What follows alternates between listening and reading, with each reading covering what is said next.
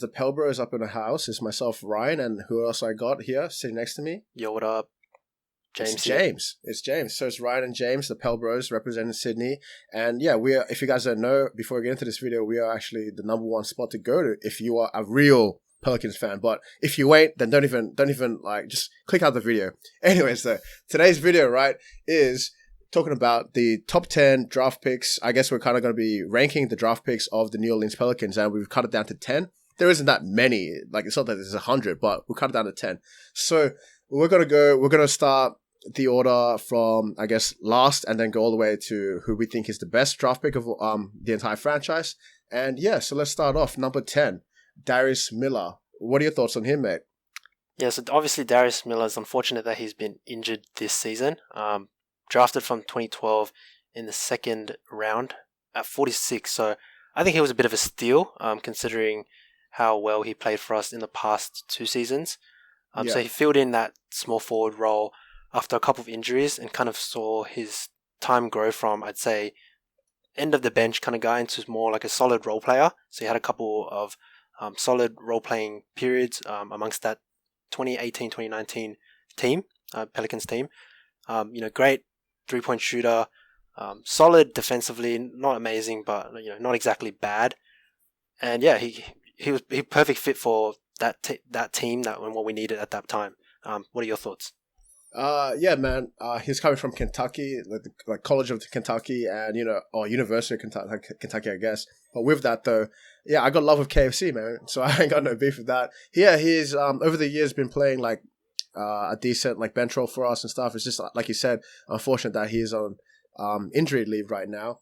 So let's hope he gets better and gives us some more numbers, especially with this new team we got in the New Orleans Pelicans. But yeah, D Mill, he's an OG, so nothing but respect. Especially, I didn't know that he was round 2, pick 46. For that, he's quite a good. He's quite a good, not steal, but he's quite a good pick, I reckon, for number 10. Yeah, he just needs a couple more years, unfortunately, and a bit more playing time in order to really kind of make a name for himself. Yeah, but apart from that, going into number 9, mate. Coming in and in the 2012 draft at the first round, pick number 10, Austin Rivers, coming out of Duke. What are your thoughts on Mr. Rivers, Doc Rivers' son? Yeah, so drafted at 2012, the same draft as Anthony Davis, so he's definitely got I guess a massive name to live up to. I'd say that draft wasn't too deep, but I think he unfortunately didn't pan out that well in New Orleans, and I think there was probably a lot of hype going into him when he was picked, and probably people were expecting quite a lot out of him. Obviously, coming in top 10 for round 1, he's obviously a better role player. Can hit the 3, can play okay defense, and he's currently playing decently well for the Houston Rockets at the moment, and trying to find getting his minutes. But I'd say overall, he didn't have that huge of an impact. That's kind of why he's been ranked at 9th. While he was here at the Pelicans. But yeah, I mean, I don't mind him as a player, but I don't think he kind of he's role player at best. I'll leave it at that. Yeah, I mean, yeah, because obviously Doc Rivers is his dad, and Doc Rivers is the current head coach, and was the head coach of the Clippers whilst he was there too. So he actually, in between the Pelicans and Houston, was at the Clippers for a couple of seasons. So, and yeah, I think it was like kind of, it was going all right. It's the same kind of thing we were saying in terms of like, he's just pretty much a role player. However, I guess what people were trying to beef with before when he was in the Clippers was that he's the son of the coach. So people would be like, oh, there's a lot of like, daddy ball, whatever, like giving, what do you call it? Nepotism. Yeah, nepotism, I guess is, that might be too formal, but yeah, nepotism, like more or less, yeah. But I think that's pretty much our final thoughts on Austin Rivers. Going into now number 8 of the draft picks. Coming in 2004, throwback, round 1, pick number 18, Mr. J.R. Smith. What are your thoughts about Mr. Smith, mate? Obviously, J.R. Smith, before we even get into this, although he's, quite low on the ranking, I guess, let's not disrespect the fact what J.R. Smith has done. I'm cool with him fucking up on game 1 in that final series against Golden State Warriors. That's cool. Like, I ain't got no beef with that. That's like, don't think that's why we're ranking him down here. Because I'm just trying to say, let's, at the same time, whilst we have him down here at number 8, let's not forget, though, that this man does have a championship, right? He earned that fucking chip. Obviously, with the help of LeBron, Kyrie, etc., etc. However, my man did earn that chip. Apart from that, though, you got any thoughts on Mr. J.R. Smith? Yeah, so obviously when we're talking about these kind of rankings, we're thinking about, I guess, best player out of our draft picks, but we're also factoring in things like where are they at with their career, that certain accolades, whether they're an all-star, things like that, their individual stats and I guess the impact on their franchises. So obviously with J.R. Smith, I'd say arguably he could maybe bounce up a position in the ranking potentially because of that chip. But again, I will say, let's be honest, LeBron carried that Cavs team. But for JR himself, he didn't have that much of an impact at New Orleans himself. Obviously, was there for, I think it was 1 or 2 seasons before he moved to Denver. And he definitely played his best basketball in, I'd say, the Knicks. So, solid, again, role player, bench player, can hit the three. That's probably as much that he can do. But yeah, he has had his moments of brilliance and his kind of clutch shots, and he had a period where he was super athletic, but overall, not that many accolades, more so just a scoring role player. So yeah, I'm pretty happy to kind of keep him around this position in the ranking.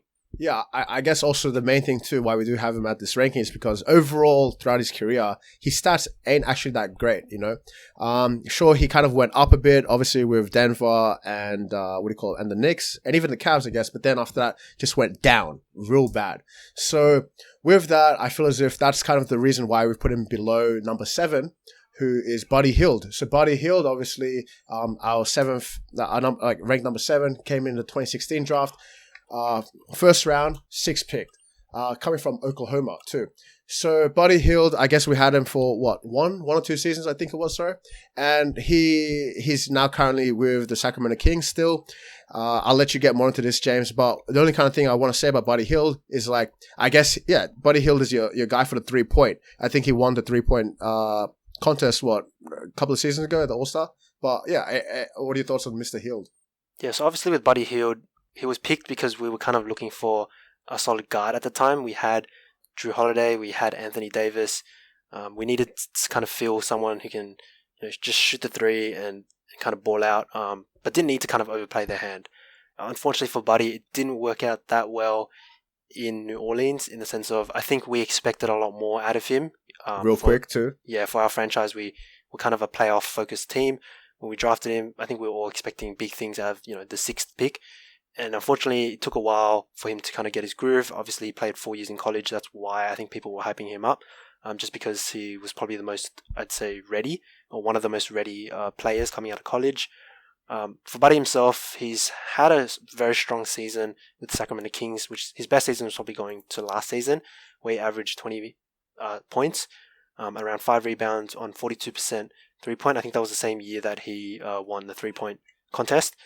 So again, he's a great 3-point shooter, but he's struggling to find his rhythm and actually find a starting spot. So with Sacramento at the moment, he's actually on the bench, and they've been winning with him on the bench. So overall, I can't say his impact and his greatness is that high at the moment, and I think a reflection, probably not a great reflection, but his win shares are actually quite low at 13, which is actually quite lower than J.R. Smith and Darren Collison. So overall, I'm pretty happy to leave him at 7th. I think he'll grow to a much better player, but it's still going to be a while before we see that. Yeah, although he is sitting on the bench, the man is getting fucking paid, though. Let's not forget that. He's got a fat contract, and the reason why we actually put him above J.R. Smith is also because of what you said, like the 20 points or so he's dishing out right now. He's actually got better stats than JR did in any time of his career. So that's kind of why we've got Buddy Hield up there.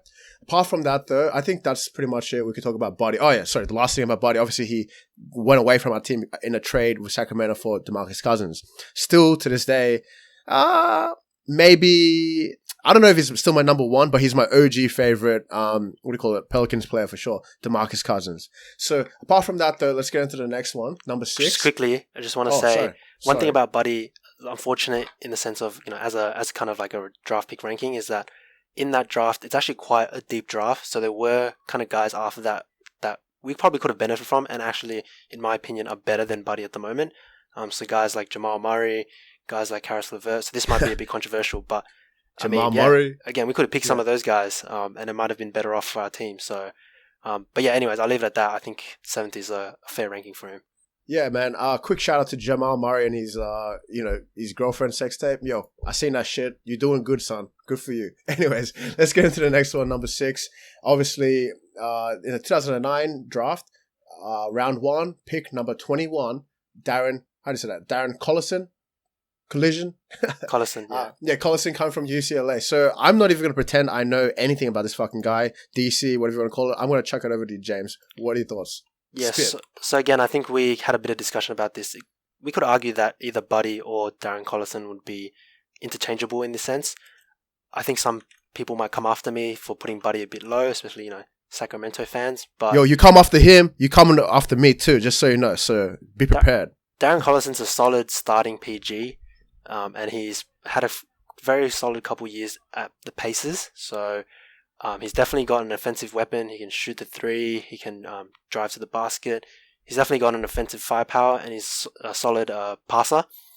The biggest things, I think, for me, putting him above Buddy Hield is factoring in, if I wanted to win now, I'd say championship.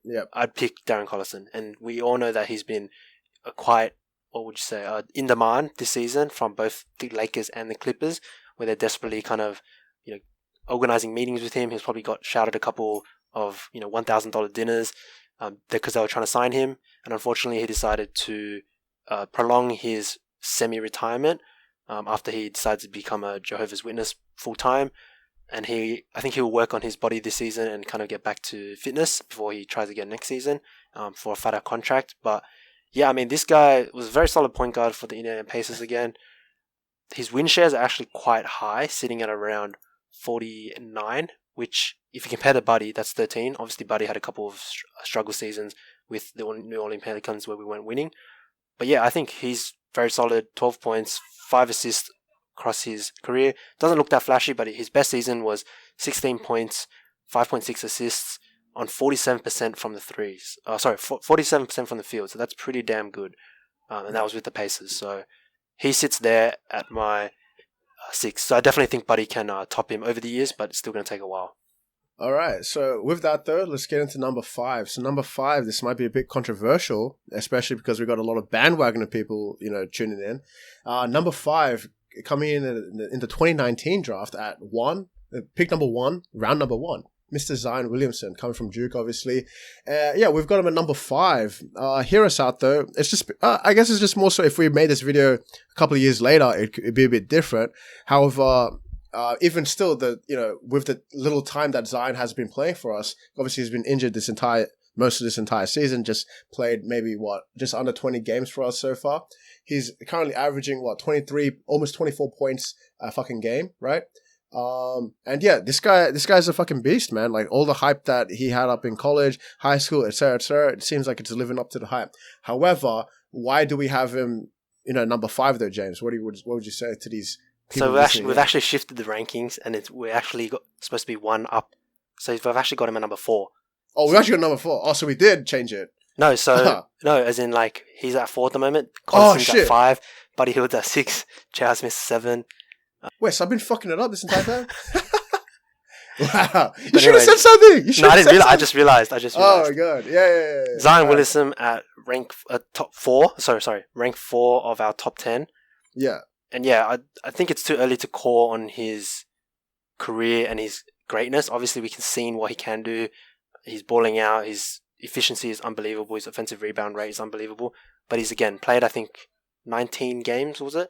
Yeah, 19 games. It's way too short to kind of, I guess, assess his career. So, some people might find this controversial, but, you'll be interested to hear who our top 3 are. But we know he's got the most potential on this list. We know he's probably going to hop some of these guys on this list and maybe potentially, win a couple championships, win a couple scoring titles. He's definitely going to get some all-star appearances. He's in might for even win us a championship. Yeah, exactly. He's in for a massive career, but we've got him at 4th just because while he may be potentially our best draft pick, factoring in things like career, accolades, it's still too early to tell. So I think number 4 for Zion is fair.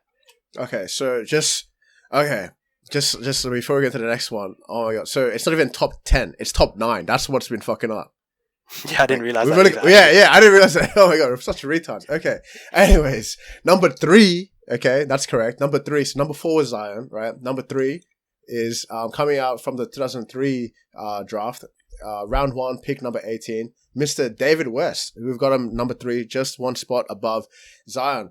You might be saying, "Oh, who the fuck is this guy? Fucking blah blah blah." But yo, as much as I was giving respect to to J.R. Smith for getting a chip, yo, Mr. D West, I think if anything, he earned his chips 2 times with the Golden State Warriors. And obviously, you could be like, "Oh, but Golden State Warriors, this and that, da da da." Yo, he still did pretty fucking good for these guys.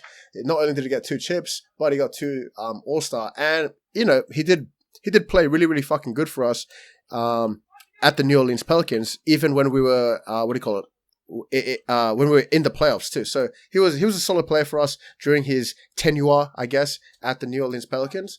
And yeah, it seemed as if his career throughout did pretty fucking good too. Every locker room, apart even including Golden State Warriors, but every single other locker room he jumped into, including the Spurs too, they all, you know, like loved him in the locker room. Like he was a solid piece for that locker room. So I feel as if he himself is I think what people call him is like the pro's pro. You know, he's a legitimate basketball player, and that's why we've got, you know, he's already proven himself throughout the career, and he has nothing to prove for and that's why we've got him at number 3. What are your thoughts, mate? Yes, definitely I agree. Like towards the end of his career, he became that kind of enforcer role, but also glue guy in the locker room. So a lot of guys have given him props for. Even in Indiana, I know Paul George saw David West as kind of like a mentor when he first joined the league, kind of saying, you know, David West taught him how to be competitive and things like that.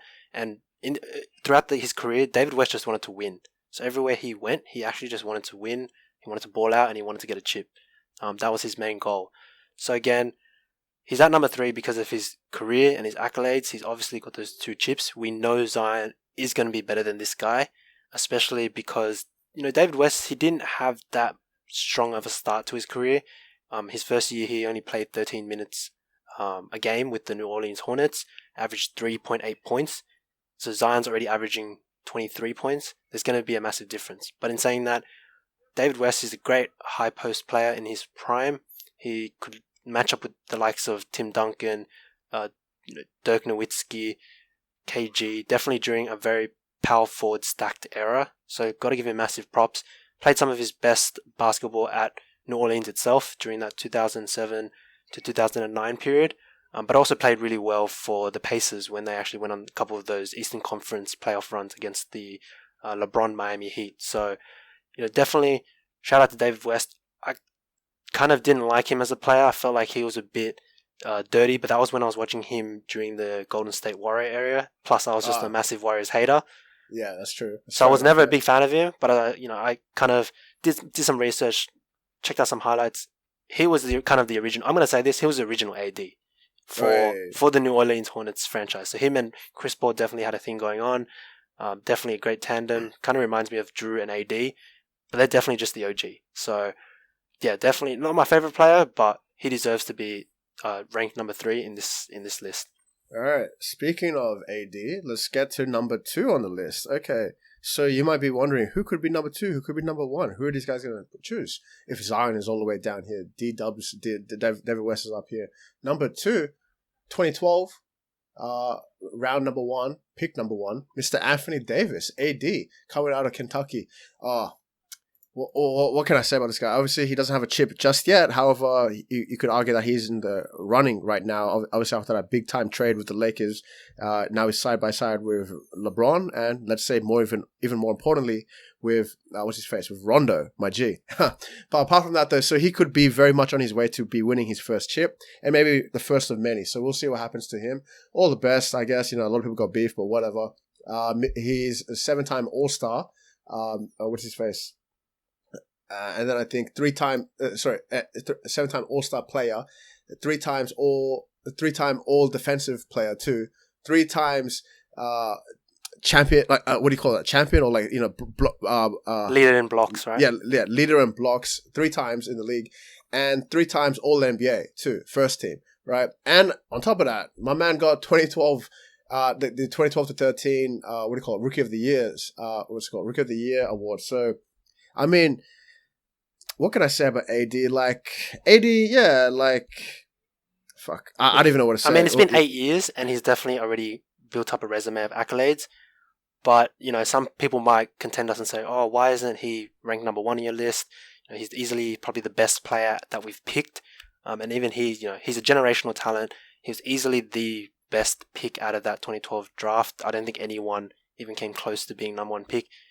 Whoever received the number one pick would have picked Anthony Davis. I mean, he was playing for Team USA in college as that kind of college pick that they have for a couple years. But man, he's definitely built up the resume. But I would say if he had brought us a chip, he'd be number one. But unfortunately, he doesn't have that championship accolade to him. The furthest he's gone as of now for his career is obviously with the Pelicans in that 2017-2018 season, where he brought us to the Western Conference semifinals, but we got toppled by the Golden State Warriors. So while I do believe he's still a generational talent, one of the best players in the league at the moment, one of the best defensive players in the league at the moment, can average that 28 points, 10 rebounds, giving you double-doubles every night. I don't know if he elevates a team. I don't know if he can carry a team to a championship. I'm going to say that. That's fair enough, because people could also argue though that we ourselves as a franchise, we didn't give the pieces around what's called AD to actually give a chance for him to bring home a championship. However, though, with that, let's also keep into consideration this is the New Orleans Pelicans. So throughout the years, we have just been cursed with injuries, right? Even this season, with fucking Zion, everyone fucking getting fucking injured throughout the season. So. I guess, do you reckon we can leave it at that with AD or what? Because I don't want to, I don't want to like give him too much beef and shit, but he's got number 2. That's pretty good. I think number 2 is fair for him. I think if we can see him win a chip and definitely and he might as well win a chip with the Lakers soon, he will definitely become number 1. Yeah, like he's definitely still, top 5, 100% in everyone's book, player in this entire league, I'd say, especially when it comes to big men. And so, yeah, he's don't get us wrong, he's really, really fucking good. And that's why he's above David West. And yeah, he's still young. He's still got plenty more years to be giving all us NBA fans. So let's see what happens with him with his career. So yeah, apart from that though, let's go on to this very last number 1. So who is our number 1 draft pick? Yeah, well, if we haven't said it already, you may as well already know that it is obviously coming in the 2005 draft class, round 1, pick number 4, CP3, aka Chris Paul, the G, coming out from Wake Forest. Man, what can I say? Yeah, okay, CP3, I wouldn't say I got a love and hate relationship with him. Like when he was on the Rockets, I didn't hate him, but I just didn't like the Rockets, you know what I mean? I still don't like the fucking Rockets. I don't fucking like James Harden. I'm the same. I'm not the biggest fan of the Rockets, and I think his image kind of got besmirched because when he was on the Rockets. Yeah, but... Yeah, exactly. I'm on the same page. But apart from that, everything else I fucking got love for. In terms of like, this man was with us. I love that shit. This man was with the Clippers, and with the Clippers, yeah, that's pretty fucking cool. And now, what's this motherfucker doing, bro? After getting traded away from Houston, because they're saying, oh no, James Harden's OG. James Harden is the one that's fucking choking in the Western Conference Final against Golden State Warriors. It's CP3. So let's trade CP3. And anyways, what happened to CP3? Yeah, my man is carrying the fucking OKC, Oklahoma City Thunder, which has pretty much all its main stars taken away. Paul George, what do you call it? What's his fucking face again? Russell Westbrook and shit. But obviously now he's got Shai, Gallinari and stuff like that. However, it is still CP3's team. And so CP3 is actually carrying these guys well into, not into the eighth seed, but like, they're well into the Western Conference playoffs. So man, apart from that though, let's talk about Chris Paul, CP3. He's got an amazingly decorated career, I guess. The only thing that he doesn't have as of right now is a championship, which is a shame. Because people have been saying throughout his career that he's maybe the best point guard in the fucking game, right? People even nowadays can argue it too, to be honest. He's definitely like top 3, top 5 all-time point guard. But the only other thing I wanted to say is, yeah, unfortunately he doesn't have a chip. But that sounds like most of the guys on this list. That sounds like, the New Orleans theme right now. No chips, and all the other guys don't have, most of the other guys don't have championships, but definitely decorated. Sorry, you were saying? Oh yeah, yeah. The thing is that he could have probably got a chip if he didn't get injured in that. What was it? Not 20. What was it? The 2017 to 18 season. That Western Conference Finals versus Golden State Warriors. If he didn't get injured, I reckon because he was the best player not only in the Houston Rockets but in that entire fucking series. You know, he was fucking making it rain from three. He was just clutch play after clutch play. He was gonna fucking win it. Then he got injured, which is a shame. So that may have been the closest he could get to a championship. Who knows? Maybe in the coming years he might get traded to a contender. All the best for him. But yeah, talking about his decorated career, even though he doesn't have a chip to his name just yet, my man does have 10 All-Star appearances, right? And that's counting. Four times, you know, the leader in assists of the entire fucking league. And this is a big league, son. And then we got eight times all NBA first team, and then 9 times all defensive first team too. And then after that, obviously, when he was drafted in 2005, he was coined the Rookie of the Year. So CP3, man. Okay, the last thing I'll say about CP3 before I fang it over to you, man. What's his face? Obviously, me myself, coming into the league, I had just like I was a really big. I still am a big fan of Rondo, you know. And so Rondo's got mad beef with CP3, but that's the thing. I love both of them. So that's all I wanted to say about that. What about you, James? Jump in here, mate. Yeah, about a number one pick. Again, CP3 deserves it, in my opinion. The craziest thing for me, I think, is the win shares. He's got a win share of 180, which is much higher than everyone else on this list. And that just basically means that he contributes to wins, and his team will win. And like Ryan explained, he's done that with OKC. No one thought that they could be a playoff team this season. Everyone thought they would get a lot worse. And turns out they're actually, on the same level as the Rockets this season. So it's crazy how much he contributes to a team. And you can see that. He's one of the best passers. And I think for me, the craziest thing about his accolades is actually that 9 times all defensive.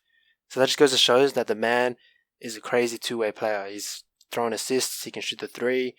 He can get 20 points per game, but he can also defend really well. So he's a great stealer, and he's a great one-on-one defender against other guards. He's a bit undersized, so he's not going to be taking on centers, but very solid defensive. So shout out to Chris. I was not the biggest fan of him before this, especially during his kind of Clippers and Rockets days. But man, kind of researching and going into the kind of the OG and the history, definitely huge respect to Chris Paul. I think he definitely deserves the number 1 rank on our list.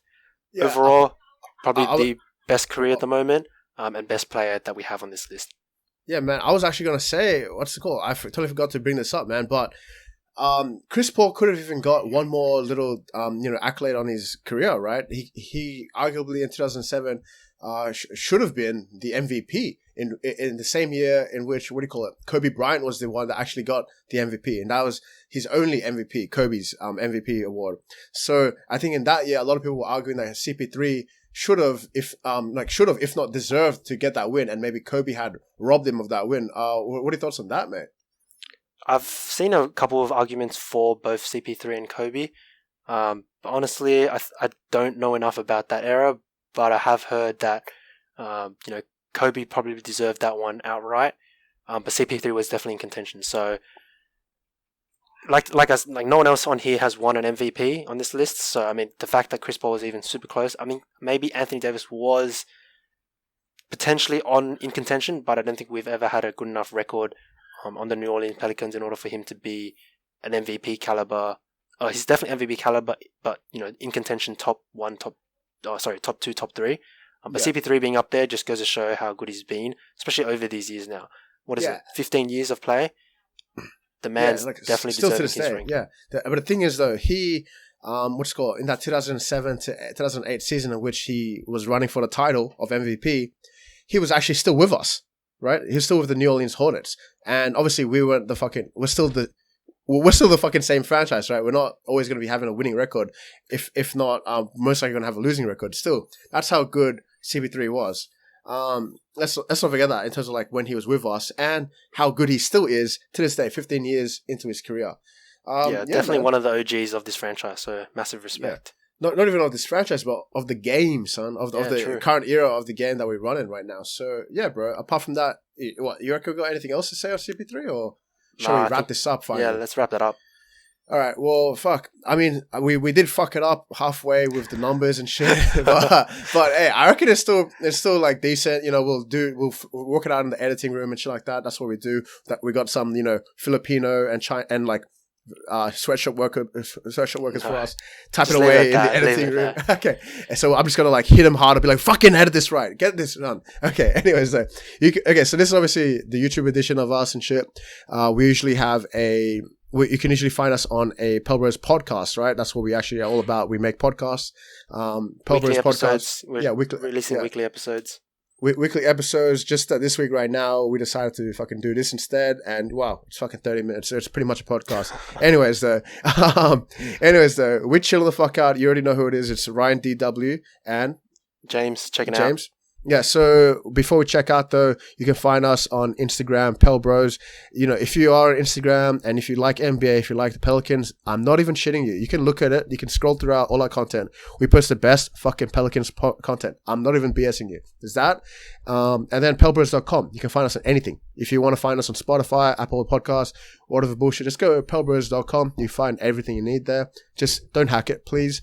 And finally, pelbrospodcast@gmail.com if you want to holler. And finally, like us, subscribe to us, leave a comment. Just try to not dislike. If you want to dislike, do it, but leave a comment and, you know, don't be a pussy. Like, if you're going to dislike, at least say who it is, you know? Yeah, let us know if you agree with our list. Let us know if there's anything controversial or, you know, you don't like about it.